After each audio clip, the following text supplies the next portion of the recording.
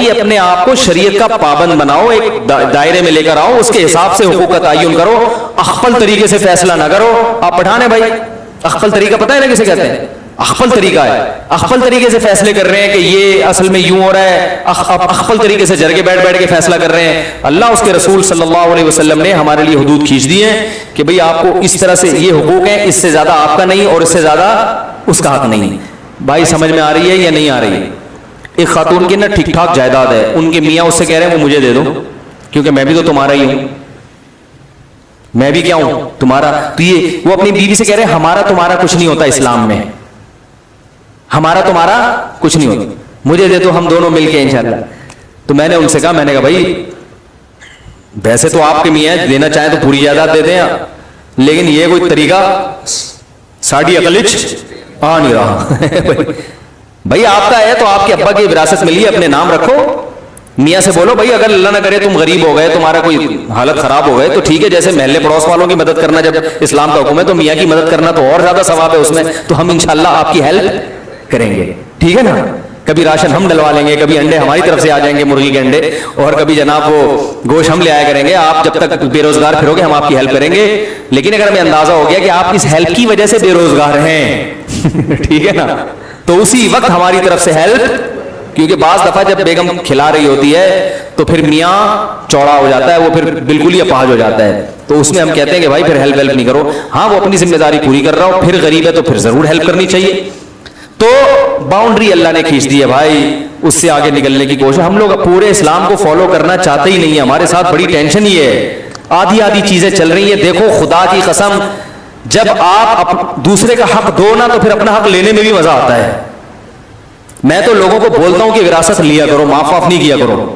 لوگ کہتے ہیں یار آپ کیسی باتیں سکھا رہے ہو. خاص طور پہ خواتین کو میں کبھی ترغیب نہیں دیتا کہ معاف کریں, میں کہتا ہوں یہ ہٹ حرام پہلے ہی بہنوں کی وراثت آج کل نہیں دی جا رہی ہے. ان کو میں ترغیب دیتا ہوں کہ بھائی کو بولو کہ محبت سے دے دو, ورنہ تھانے جا کے ہاں ایف آئی آر کٹواؤں گی میں. تو پھر لوگ کہتے ہیں یہ تو آپ بہن بھائیوں کو لڑوا رہے ہیں. میں کہہ رہا ہوں لڑوا وہ رہا ہے جو حق نہیں دے رہا. بھائی قطع رحمی کا گناہ اس کو ہوگا جو حق دبا کے بیٹھا ہوا ہے, اس کو تھوڑی گناہ ہوگا جو حق مانگ رہا ہے. قطع رحمی جرم ہے, مگر جو اس جرم کا سبب بنے گا وہ گناہگار ہوگا نا. ارے بھائی آپ نے آپ کی مثال دے رہا ہوں, آپ نے لیے نہیں 1 لاکھ روپے لے لیے, اب میں آپ سے جا کے محبت سے کہہ رہا ہوں میرے 1 لاکھ روپے دے دو, آپ کو نہیں دے رہا, میں کہہ رہا ہوں ایسے کی تیسے میں آپ کے گریبان پکڑ رہا ہوں. لوگ کہہ رہے ہیں مسلمان پہ ہاتھ اٹھانا ناجائز ہے, تو ایسے موقع پہ تھوڑی کہا جائے گا. میں کہوں گا بھائی ناجائز ہے, مگر اس ناجائز کام کا سبب کون بن رہا ہے؟ یہ بندہ پیسے کھا کے بیٹھا ہوا ہے, اس کو گناہ ملے گا. لوگ دونوں کو ملامت کر رہے ہوتے ہیں. تو قطع رحمی حرام ہے, مگر جو قطع رحمی کا سبب بنتا ہے وہ اس کو گناہ ملے گا. جو سبب نہیں بن رہا وہ تو اپنا حق لے رہا ہے نا, اس کو تھوڑی گناہ ملے گا. تو جب بھی بہن بھائی سے وراثت مانگتی ہے, بھائی یہ تانا دیتے ہیں کہ بہن بھائیوں کے رشتے کو کیا دراڑیں قائم کی جا رہی ہے پلاٹوں کے چکر میں. دیکھو تم میری بہن ہو, یہ مال ایسی چیز نہیں ہے جس سے ہم اپنا رشتہ خراب کریں, یعنی نہیں مانگو مجھ سے ٹھیک ہے نا. تو بھائی مال ایسی چیز نہیں ہے جس سے ہم رشتے خراب کریں, لہذا وہ مال اس کے حوالے کر دینا چاہیے. یہ ہے اصل مطلب.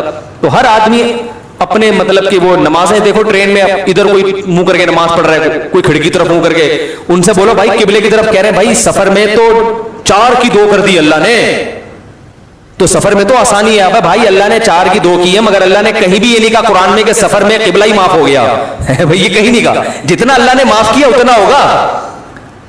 اللہ نے یہ کہا کہ سفر میں بغیر وضو پڑھ لو. سفر میں بھی یہ کہ تیمم تو کرنا ہی پڑے گا اگر پانی نہیں ہے, تو غسل بھی کرنا پڑے گا سفر میں اگر غسل فرض ہو گیا ہے. تو جو اللہ نے کر دیا اتنا تو بھائی ٹھیک ہے, جو نہیں کیا اس میں آپ کو فنڈر بننے کی ضرورت, بولو نا, اس میں فنڈر گیری کی ضرورت نہیں ہے آپ کو. تو ہر آدمی گنجائشیں نکال کے فنڈر بنا ہوا ہے, اور وہ خود قیاس اجتہاد کر کے یہ ہے فلانا ہے ڈمکانا ہے, ادھر سے اس کا کھا لیا ادھر سے. آج ایک کیس آیا, بیٹھے ہوئے, ناراض نہیں ہونا, بتا دوں آپ کا نام نہیں آئے گا کہیں بھی, ویسے تو آ گئے آپ ٹھیک ہے. میرے پاس بعض ایسے کیس بھی آتے ہیں کہ لوگ جھوٹے کیس کر دیتے ہیں دوسرے پر اس کو پریشان کرنے کے لیے. میں کہتا ہوں بھائی یہ جائز نہیں ہے جھوٹا کیس کرنا. کہہ رہے نہیں وہ بڑا ظالم ہے. تو ظالم ہے تو جو جتنا ظلم ہے اس حساب سے تو آپ اس کو نچوڑ سکتے ہیں, جو چیز نہیں ہے وہ کھاتا اس میں ڈال دیا. تو باؤنڈری شریعت نے ایک متعین کی ہے, اس کے تحت رہتے ہوئے آپ اپنا حق لیں. میں تو کہتا ہوں اس زمانے میں حق لینا بھی چاہیے. ہاں جہاں شریعت نے حق چھوڑنے کی ترغیب دی ہے وہاں چھوڑ سکتے ہیں. وہ کہاں ترغیب دی ہے یہ ایک الگ موضوع ہے. بعض جگہوں پہ حق چھوڑنا, حق پہ ہوتے ہوئے بھی حق چھوڑیں گے تو ثواب ملے گا آپ کو. وہ کون سی جگہ ہیں وہ بھی میرا موضوع نہیں ہے, لیکن عمومی حالات میں اگر لوگ وراثت کے معاملے میں نرم گوشہ اختیار کرتے ہیں تو اس کا بڑا نقصان ہوتا ہے. لوگ وراثتیں تقسیم ہونا ختم ہو گئی ہیں, یہ بڑا نقصان ہوتا ہے. اللہ تعالیٰ عمل کی توفیق عطا فرمائے. ابھی سوال کا وہ کر لیں, سوال جواب کی نشست نماز کے بعد رکھ لیں. بیٹھیں گے آپ لوگ ہے بھائی؟ نہیں, جو بیٹھیں گے وہ ہاتھ کھڑا کریں تاکہ میں لوگوں کی اندازہ لگاؤں نا کہ ایسا تو نہیں تھک گئے ہوں. بیٹھیں گے تو پھر ایسا کرتے ہیں, ابھی اذان ہونے والی ہے, 10 منٹ میں نماز ہو جائے گی, تو نماز کے بعد 15-20 منٹ کی مجلس رکھ لیتے ہیں. اس میں آپ نے جو سوال پوچھنے وہ کھڑے ہو کر پوچھ لیے گا. جو پرچی پہ کھڑے کے پوچھتے ہوئے شرم آ رہی ہے, کوئی گھریلو مسئلہ ہے تو پرچی پہ لکھ کے پوچھ سکتے ہیں. تو پھر ہم نماز کے بعد دوبارہ بیٹھتے ہیں انشاءاللہ. زیادہ ٹائم نہیں ہوگا, 15 سے 20 منٹ انشاءاللہ بیٹھیں گے. جو سوال آپ لوگوں نے پوچھنا ہے وہ آپ پوچھ سکتے ہیں. یہ جو میں نے آج بیان کیا ہے اسی سے متعلق کوئی دل میں سوال ہو, اشکال ہو تو کھل کے پوچھیں. ایک بات خوب اچھی طرح ذہن میں رکھ لیں کہ جو مرضی پوچھنا ہو آپ سے انشاءاللہ مجھے غصہ نہیں آئے گا. سمجھ رہے ہیں؟ بعض لوگ نا علماء سے پوچھتے ہوئے ڈر رہے ہوتے ہیں کہ کہیں میٹر شارٹ نہ ہو جائیں. البتہ یہ ضرور ہے کہ میں ہر سوال کا جواب دوں گا نہیں. میں اگر یہ سمجھوں گا کہ یہ غیر اہم سوال ہے یا بیہودہ سوال ہے تو میں وہ پی ضرور جاؤں گا, کیونکہ ہر سوال کا جواب دینے کا نہیں ہوتا. بعض دفعہ کوئی فتنہ پرست کوئی ایسے سوال پوچھ رہا ہوتا ہے جس سے آگ لگا دے. پوچھنے میں آپ بخل سے کام نہ لیں, کیونکہ اس چکر میں لوگوں کے ذہن میں بہت سے صحیح سوالات بھی ہوتے ہیں وہ پوچھ نہیں پاتے. یہاں تک سمجھ میں آ گئی بات؟ تو یہ جمعہ کہہ رہا ہوں, سوری, ابھی نماز کے بعد انشاءاللہ وہ میرا جمعے کا بیان رات کو اپلوڈ ہو رہا ہے. لوگ کہہ رہے ہیں کراچی میں جمعہ رات کو ہوتا ہے. ہم کہا بھائی کیا کریں, آج کل ہماری سمجھ میں نہیں آ رہا. ابھی انہوں نے اعلان کیا تھا 9 بجے بیان ہوگا, اب کچھ لوگ بعد میں پہنچ رہے ہیں, کچھ سمجھ میں نہیں آ رہا. مجھے خود سمجھ میں نہیں آ رہا میرا بیان کب ہوتا ہے آج کل. تو آپ دعا کریں ہمارا کوئی مینجمنٹ کوئی ذرا ایسی ٹائٹ سی ہو جائے کہ جس پہ ہو کہ بھئی اب لوگوں کو بھی اطمینان ہو کہ اس ٹائم ہوگا, اس ٹائم نہیں ہوگا, اس وقت لائیو چلے گا, اس وقت لائیو نہیں چلے گا. کوئی ایسا سیٹ اپ آ جائے, کوئی آپ کے پاس ایسا فارمولہ ہے تو وہ آپ ہمیں بتائیں, کیونکہ یہ بیچارے تو محنت کر رہے ہیں لیکن مینجمنٹ نہیں ہو پا رہی ہے کچھ تمیز سے جسے کہتے ہیں آپ, تو اس کی وجہ سے بڑا نقصان ہو رہا ہے. سبحانک اللہم و بحمدک نشہد ان لا الہ الا انت نستغفرک. اچھا یہ بھی بتا دوں ایک آخری بات, یہ ریکارڈ میں بھی لے آئے, آ رہی ہے. ہمارے ہاں گارڈ بیٹھے ہوئے ہوتے ہیں بیان میں. لوگ مجھے کہتے ہیں آپ کے پاس گارڈ نہیں ہے. گارڈ ہے, لیکن میں وردی والے گارڈ کا قائل اس لیے نہیں ہوں کہ وہ جب دہشت گرد آتا ہے تو پہلے گارڈ کو لگاتا ہے, دوسرے نمبر پہ پھر وہ اصل ہدف کو لگاتا ہے. تو ہمارے ہاں گارڈ بیٹھے ہوئے ہیں, بندوقیں رکھی ہوئی ہیں اور لائسنس والا اسلحہ ہے. تو اگر کوئی شرارت کی کوشش کرے گا تو اسے پتہ نہیں چلے گا کہ اس کو کہاں سے گولی آگے لگے گی. تو میرا اصول یہی ہے کہ میرے ساتھ ہر وقت گارڈ گھوم رہا ہوتا ہے لیکن پتہ نہیں ہوتا کہ گارڈ ہے. آئی بات سمجھ؟ اور میں بھی الحمدللہ اسلحہ چلانا جانتا ہوں. سمجھ میں آ رہی ہے بات؟ اور میرا نشانہ بھی الحمدللہ بہت پکا ہے, غیر قانونی نہیں, قانونی کی بات کر رہا ہوں. تو آپ لوگ گھبرایا نہ کریں. ویسے تو ہماری کسی سے دشمنی نہیں ہے, تو ایسی ہم بات ہی نہیں کرتے کہ پھٹے بازی ہو, تمیز سے زندگی گزار رہے ہیں اور بیانات کر رہے ہیں. کوئی ہمارا کسی سے جھگڑا نہیں ہے, لیکن پھر بھی احتیاط کے پیش نظر یہاں گارڈ موجود ہوتے ہیں. تراویح میں بھی ہوتے تھے, رمضان میں ہر وقت ہوتے ہیں الحمدللہ. تو اگر یعنی بعض لوگ کہتے ہیں نا کہ یار کوئی سیکیورٹی نہیں ہے, تو بیوقوف نہیں ہے الحمدللہ. ہم سیکیورٹی کا انتظام الحمدللہ کیا ہوا ہے, لیکن ہم نے بندہ نہیں بتایا وہ کون ہے. تو اس لیے وہ کہیں سے بھی کچھ بھی کر سکتا ہے بیٹھ کے بندہ. سبحان اللہ و بحمدہ نشہد ان لا الہ الا انت نستغفرک و نتوب الیک. میں کھانے کا انتظام مخلوط ہو تو اس میں جانا جائز ہے؟ نہیں, پردے کا انتظام نہیں ہے, مخلوط دعوت ہے تو اس میں شرکت جائز نہیں ہے. کسی کا دل رکھنے کے لیے بھی شرکت جائز نہیں ہے اس میں. رشتہ داری جوڑنے کے لیے بھی شرکت جائز بولے بھائی نہیں ہے. بعض لوگ یہ کرتے ہیں کہ بھائی مکس گیدرنگ میں جہاں دعوت ہو تو وہاں اگر ہم نہیں جائیں گے تو رشتہ دار ناراض ہو جائیں گے. یار اس کی آواز بڑھا دو یار, پھر وہی ہو رہی ہے, اتنی آواز کو کیا ہو گیا.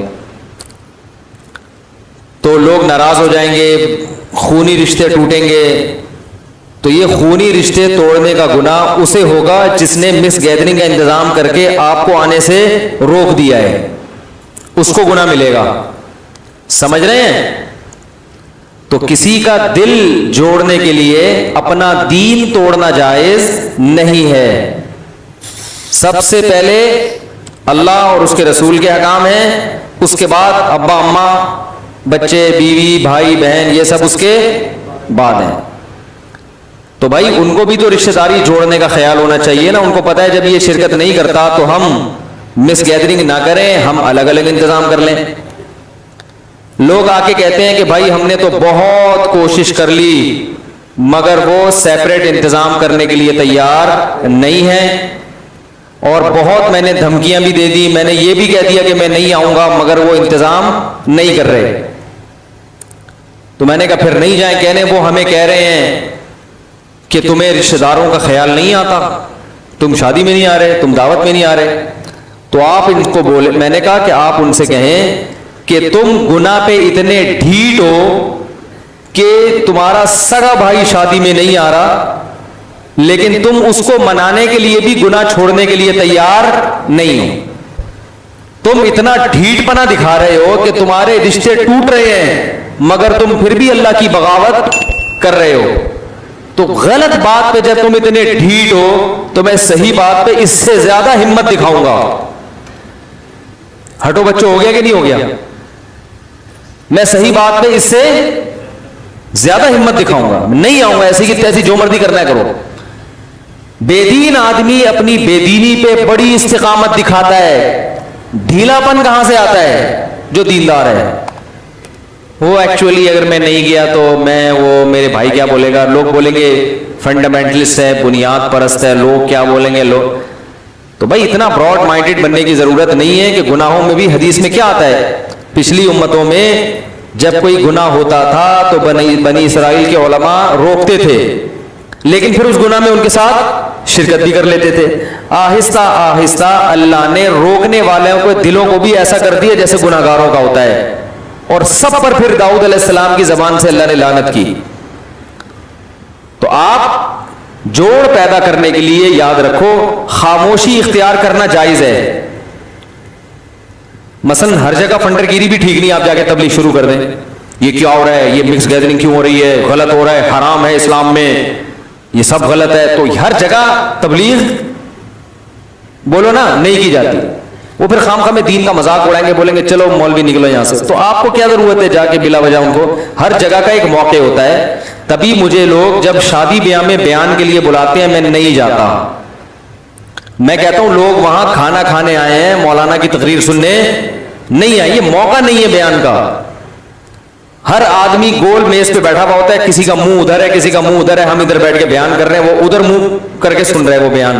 یہ کوئی بیان کا ماحول ہی نہیں بنتا نا, تو یہ موقع نہیں ہے.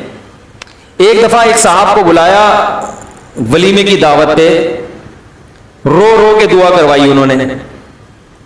میں نے کہا یہ ولیمے کا موقع خوشی کا موقع ہے, رو رو کے دعا کرنے کا موقع نہیں ہے.